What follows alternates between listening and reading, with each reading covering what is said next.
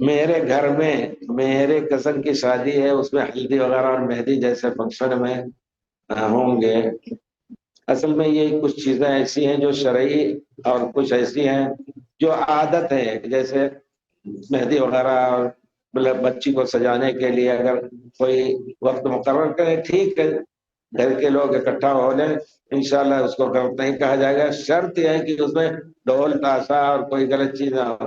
ہمیں معلوم ہے کہ لوگ مکے میں بھی کیا کرتے ہیں، کچھ لوگ جو اپنی عادت لے کر کے آئے انڈین لوگ ہیں، وہ باقاعدہ سب ہلدی لگواتے ہیں، یہ کیا نام ہے، مہندی لگواتے ہیں، اور وہ غلط قسم کا ڈی جے ہے وہ چلاتے ہیں۔ یہ سب غلط ہے۔